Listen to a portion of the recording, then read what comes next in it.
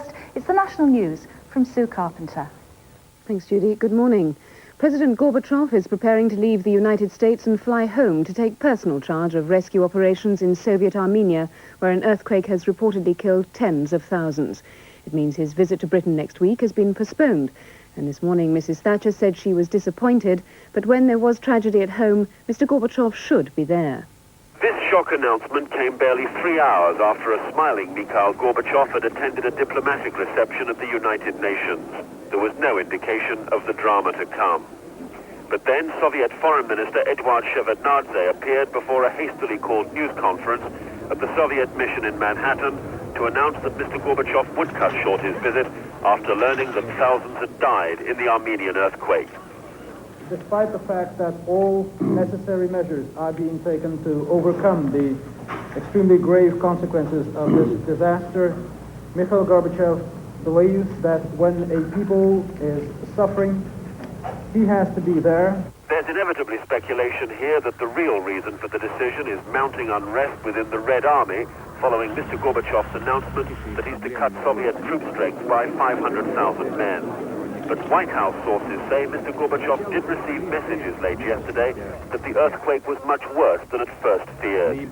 Many observers here believe that given the recent unrest in Armenia, Mr. Gorbachev could not possibly have been seen sightseeing in New York when there was such suffering at home. Tim Hewitt, ITN, New York City. It was several hours before Soviet television broke the news of Mr. Gorbachev's dramatic return from New York. With no official casualty figures, the full scale of the disaster only became apparent overnight. Today, Armenian journalists estimate tens of thousands have died in the Leninakan and Kirovakan regions. Severe tremors have brought buildings crashing down, destroying schools and hospitals, cutting roads and power lines. This is a region already suffering ethnic tensions which have been breaking out between Armenians and Azerbaijanis for most of this year. Thousands of refugees fleeing the violence are already clogging roads and railway stations. The army's been trying to keep order. Soviet Prime Minister Nikolai Ryzhkov's heading for Armenia to direct a disaster commission.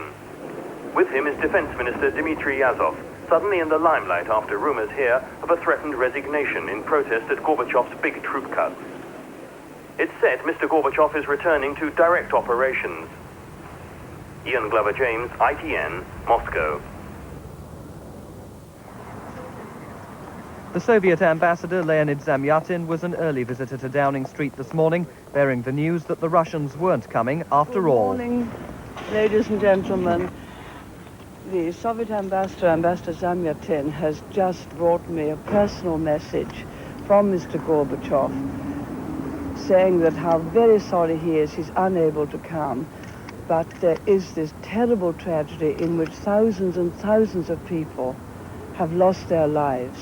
And obviously his place is at home at this time, which we fully understand, and we would do exactly the same. And I wish to stress again, the visit is not cancelled.